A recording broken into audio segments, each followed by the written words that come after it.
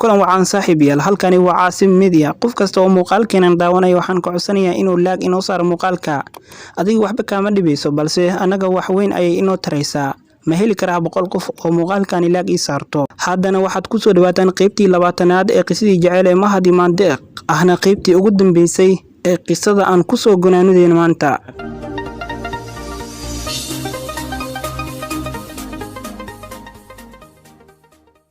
Mahad wuxuu arkaa in ay xaajo ku cakiran tahay uusan haynin wax cadeyn ah ceebta dhacday oo dhanna isaga ay ku soo biyo shubatay Maryanna inay barabin oo ay dabin warqadeeda kaga qaadato u diyaarsatay ayuu arkaa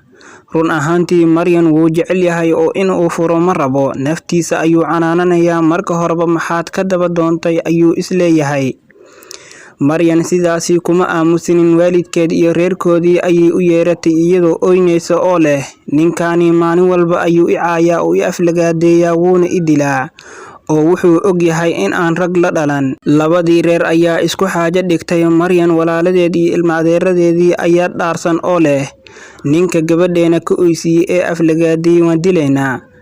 aabaheedna wuxuu leeyahay gabadha waad xumeyseen oo nin waalan ayaad u qariseen ee warqadeeda iska keena sidii caadada iyo dhaqanka ahaa ninkii iyo reerkoodii waxay leeyihiin xaal iyo xumeen naga qaada caayda gabadha hawshana aan qaboojino odayaashii labada dhinac waa ay wada hadleen oo si adag ayaa loo wada xaajooday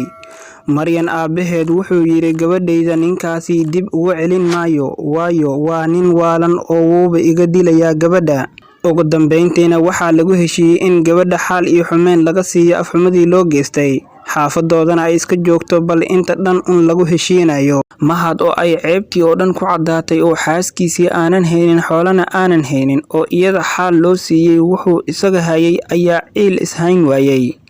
sidii ruux waalan ayuu habeen iyo dharaarba bilaabay inuu iska wareego isagoo is ogeyn oo maankiisiba ma joogo maalmo ka bacdi ayuu Maryan soo wacay wuxuuna u sheegay in uu ka hayo fiideo iyada oo qaawan isla markaasna haddii ay u soo noqon weydo uu faafi doono fiideogaas markuu la hadlayay ee uu waxaasi ku lahaa waxaa la joogay oo codkiisa maqlayay aabaheed iyo walaalaheed arintii ayaa yaab ku noqotay cidna uma aysan sheegin la wiil ay Maryan walaali yihiin ayaa habeenkii baxay waxayna aadeen gurigiisii wax walba Maryan ayaa u sheegtay waxayna soo heleen laptop iyo alaabtiisii falaashkii iyo wixii oo dhan wayna soo noqdeen isagii oo markaasi xaafadda soo galaya inta ay qabteen ayay taleefankii ka qaadeen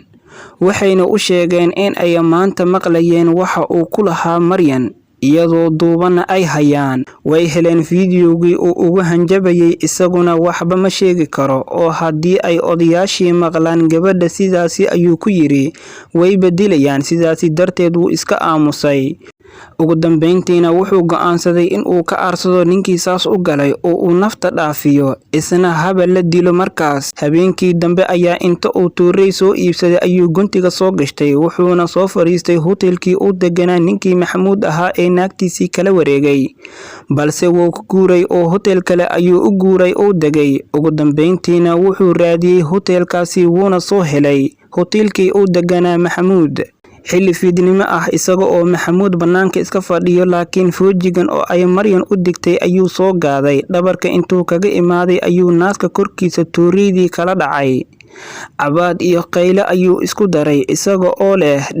dhimo dadkii meesha joogay ayaa soo yaacay oo ka qabtay Maxamuud oo dhowr meelood tuureyda laga geliyay ayaa hospitaalkii loola cararay isla markiiba waxa meesha soo gaaray booliskii Mahad inta la jir dilay oo la jeebiyay ayaa xabsiga loo taxaabay waxaana lagu soo oogay kiis isku day dil ah ninkii Maxamuud ahaana wuu ka diiday odayaashii Mahad xaqiisa ka socday in hawsha xeer iyo dhaqan lagu dhameeyo ugu dambeyntiina Mahad waxaa lagu xukumay 15 sano oo xabsi ah ilaa iyo maantana xabsigii ayuu ku jiraa gabadhii Maryan ahaydna maxkamad ayaa ka fasaqday maadaama ay nafteeda uga cabsatay Mahad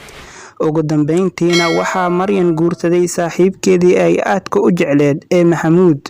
gabadhii sharaftii iyo maamuuska badneed ee Mandeeq ahaydna ganacsigeedii ayuu Alle u barakeeyay nolosheedii iyo tii qoyskeedii way ku filnaatay ugu dambeyntiina waxay u guurtay oo ay degtay caasimadda dalka Masar ee Qaahira si ay ugu reysato afxumadii iyo dhaga hadalkii joogtada ahayd ee ay dadka kala kulmaysay haddaba muddo kadib Maandeeq oo baqdin aad u weyn ka qabta jaceylka isla markaana aanay jirin cid ay ku aamini karto nafteeda ayaa waxaa jaceyl u soo bandhigtay wiil ay asxaab ahaayeen oo la yiraahdo Muumin balse kama aysan aqbalin oo waa ay la yaabtay maxaa yeelay ereyga jaceylka la yiraahdo ayay sas ka qaaday haddaba Muumin oo ahaa wiil aad u caqli badan ayaa isku dayay in uu hoga tusaaleeyo inaysan raggu sinayn wuxuuna dareensiiyay in qof iyada nolosheeda soo xumeeyay aysan mustaqbalkeeda cabsi ku abuurin wuxuu dareensiiyay in qofka haddii uu mar dhib soo maro inaanay ahayn in uu guurba ka quusto wuxuu dareensiiyay Maandeeq in ay tahay gabar yar oo xaq u leh inay hesho qoys tayo leh wuxuu kaloo Maandeeq dareensiiyay in la soo imtixaamay balse maanta ay taagan tahay xilligii wanaagga lagu abaalmarin lahaa ilaan imtixaankii way ku soo guuleysatay ugu dambeynna way ogolaatay waxayna wada dhisteen reer ku dhisan jaceyl diin ixtiraam kala dambeyn iyo isfahan iyada oo ka sheekeynaysa nolosha ay ku jirto waxay tiri alxamdulillaah aniga iyo ninkayga sida saaxiibada oo kale ayaan u sheekaysanaa weligay waxaan iraahdo igama diideen mar walba uu i arka anuu xanaaqsan lugaha ayuu iga dhunkadaa xataa haddaan aniga qaldanahay wuu i raaligeliyaa saan u guursaday keligay shaqo ma qabto xataa hal maalin keligay ma qubaysan waxaan dareemay inaan hadda helay lamaano nololeed oo dhab ah allow adaa mahad iska leh oo dhibaatadeydii igu abaalguday farxadda aan maanta ku jiro aad ayaad u mahadsantihiin saaxiibayaal waxaa halkaa inoogu soo dhammaaday qisadii jaceyl ee taxanaha inoo aheedee Mahad iyo Maandeeq daawaday intaad daawanaysay qisadani maxaa kaaga baxay maxaadna ka baratay qaybta hoose ee commentiga inoogu reeb ha iloobin daawada inaad muuqaalka like saarto